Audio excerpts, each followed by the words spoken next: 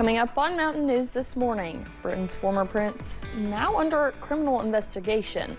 The stunning arrest linked to Jeffrey Epstein. Plus, President Trump's warning to Iran as the threat of military action intensifies. More on the demands over Tehran's nuclear program and what Iran may be asking in return. Dedicated to Eastern and Southern Kentucky, this is WYMT Mountain News This Morning.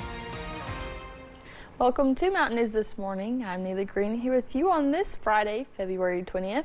The time is now 4:59, and let's check in with meteorologist Megan Dusmal for a look at your forecast this morning. Megan, the rain, I can hear it. Yeah, it's so loud here at WYMT. I had to take a video earlier just so you could see how much it was pouring here, and that's what that system is going to do as it continues to move across eastern Kentucky. It's a big rainmaker this morning. Here's a look at satellite and radar as you're heading out the door. If you are to the left of this line that I'm drawing right now, you are in the clear for rain for the rest of the day. Those on the right of that line, though, that's where we're going to see those rain chances sticking around for the next couple hours. Even seeing a severe thunderstorm just outside of our region. That's what's highlighted in orange. But as we talk about not only the rain, you could also encounter some foggy conditions outside. So just be careful if you are starting off your day on the roads. Good thing, though, temperatures are not bad at all. I mean, we're talking upper 50s and low 60s, and we're really not going to see a change of those temperatures at all because the high temperatures today, upper 50s, low 60s. That's because that cold front's going to move through, drop us down a little bit, and then we warm right back up to where we were before we cool down overnight. This weekend, we're going to see a lot of cooling in the forecast, dropping down to the low 40s tonight and only making it to the mid 50s as the high tomorrow. Neely. Thanks, Megan. Britain's former Prince Andrew remains under investigation this morning, one day after his shocking arrest in the United Kingdom. The probe was sparked by recently released Epstein files that suggest he may have given sensitive government information to disgraced financier Jeffrey Epstein back when he served as trade envoy. This marks the first time a senior member of the British royal family has been arrested in nearly 400 years.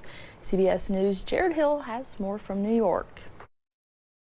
Slouched in an SUV, former Prince Andrew captured leaving a police station in England nearly 12 hours after his stunning arrest on suspicion of misconduct in public office. Authorities searched his homes as they probe whether Andrew provided confidential government information to now deceased financier and convicted sex offender Jeffrey Epstein. This would have been while the ex-prince worked as a trade envoy. In the Epstein file release that we've seen recently in the last few weeks, there appear to have been documents and emails which Andrew forwarded to Jeffrey Epstein and other people, which appear to have been highly sensitive. Prince Andrew became Andrew Mountbatten Windsor last year when King Charles stripped his younger brother of his official titles over his connection to Epstein and allegations of encounters with young women. The ex-prince has long denied any wrongdoing. The king carried on with Fashion Week events after releasing a statement on his brother's arrest, writing in part, "The law must take its course." The family of Virginia Giuffre, who died by suicide after saying she was trafficked to the then prince while she was underage,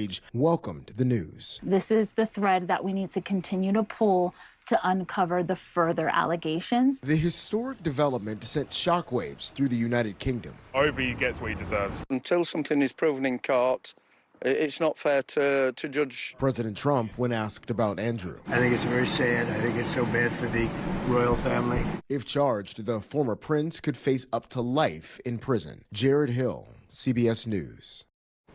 In an interview with the BBC yesterday, United Kingdom Prime Minister Keir Starmer said of the arrest, nobody is above the law.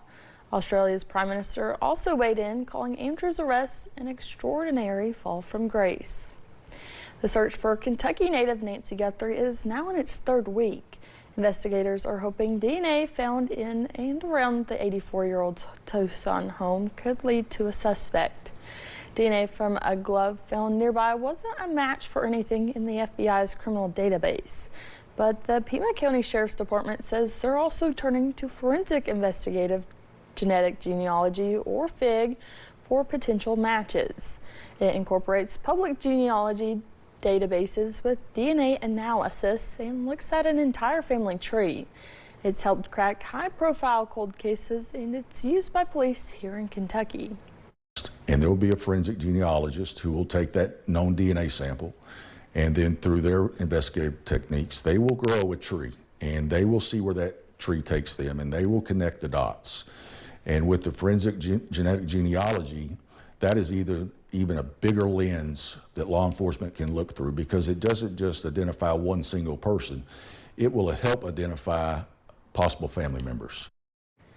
KSP Detective Ben Wilcott says once investigators identify possible family members, they can begin to narrow down their search for the suspect. He believes FIG could be the tipping point in the Guthrie case. The White House continues to build up an Armageddon in the Middle East as President Trump issued a warning of really bad things if Iran doesn't agree to stop its nuclear ambitions. The president's new timeline, 10 to 15 days. As the military gets in position for a potential attack on Iran, the Trump administration says it's still working on diplomatic efforts. We're going to make a deal, or we're going to get a deal one way or the other. They cannot continue to threaten the stability of the entire region. The U.S. and Iran recently held 2 rounds of indirect talks over Iran's nuclear program. The White House has said this week that the two nations are very far apart on some issues. Governor Andy Beshear has signed Senate Bill 172 into law. As we told you Wednesday night at 11, the bill deals with energy costs and would help utility companies spread the cost of operations to customers over time instead of all at once. This bill becomes the first one in this legislative session to be signed into law. Senate Bill 47 is moving through the General Assembly. It passed the Kentucky Senate ununanimously, and if signed into law, it would expand line of duty death benefits to search and rescue team members. They do not get any death benefits if they're killed in the line of duty. The Wolfe County Search and Rescue Team posted about the bill. They said, quote, SAR missions are dangerous and our team and other SAR teams across Kentucky risk everything so others may live. We believe our families deserve the same protection other first responders receive. The bill now moves to the House. A bill in the State House that could save lives on the water moved one step closer to becoming law. The House Standing Committee on Tourism and Outdoor Recreation passed House Bill 168 in Frankfort, and it now heads to the House for a vote. The bill aims to crack down on boating under the influence. It's sponsored by Representative Ken Fleming. Alex Odie with Mothers Against Drunk Driving pushed for a similar bill in the past, but legislators shot it down. And at the time, I was told by an elected official that boating and drinking go hand in hand, and this was never going to happen in Kentucky. I wish that we had been able to make changes 15 years ago. I wish that people would have listened 15 years ago, because I wanted to be the last little girl this ever happened to.